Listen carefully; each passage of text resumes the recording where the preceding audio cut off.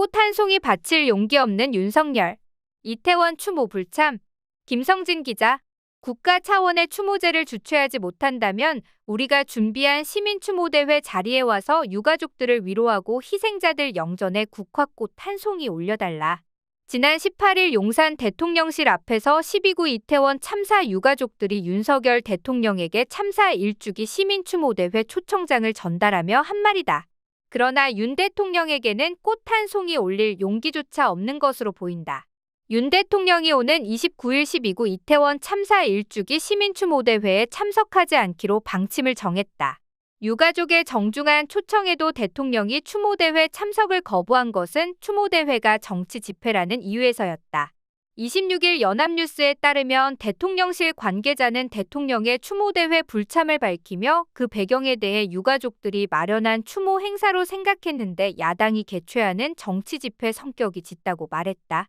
이태원 참사 유가족협의회와 시민대책회의뿐 아니라 제1야당인 더불어민주당이 공동 주최하는 행사이기 때문에 불참한다는 설명이다. 대통령의 불참 이유를 야당에서 찾는 것인데 이는 대통령 자신이 최근 국민소통을 언급한 것과도 어긋날 뿐 아니라 설명의 선후관계나 사실관계가 틀려도 한참은 틀렸다. 결국 책임 회피에 불과하다는 해석밖에 나오지 않는다. 애초 유가족이 시민추모대회 형식으로 개최한 것은 참사에 책임이 있는 정부가 1주기를 앞두고 아무런 지원도 하지 않고 메시지도 내지 않아서다. 정부의 무관심 속에 유가족과 시민이 직접 추모대회를 연 것이고 뜻있는 개인단체가 참여하는 것이다.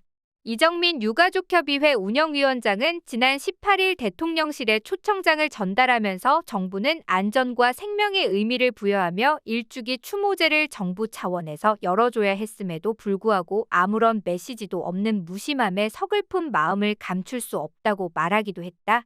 야당이 공동 주최하는 것도 사실이 아니다. 당초 유가족은 시민추모대회를 서울광장에서 열려고 했으나 무산되면서 바로 옆 세종대로에서 열게 됐고 이 때문에 경찰과 지자체의 협조를 담보하기 위해 민주당, 정의당, 기본소득당, 진보당 등 야4당의 공동 주최를 요청했었다.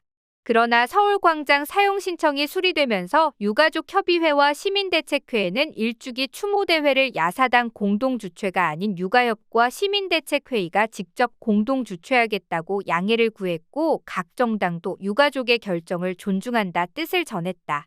야당 공동 주최가 아니므로 대통령실의 설명은 불참 명분이 되지 못한다. 진정으로 참사 1주기를 추모할 뜻이 있다면 얼마든지 대통령실과 정부가 나서서 행사 준비를 돕고 대통령이 참석할 수 있는 문제다. 대통령실은 지난해 이태원 참사 발생 당시 12시간도 지나지 않아 일방적으로 국가애도 기간을 선포하고 유가족의 뜻도 묻지 않고 영정도 위패도 없는 합동분향소를 차렸다.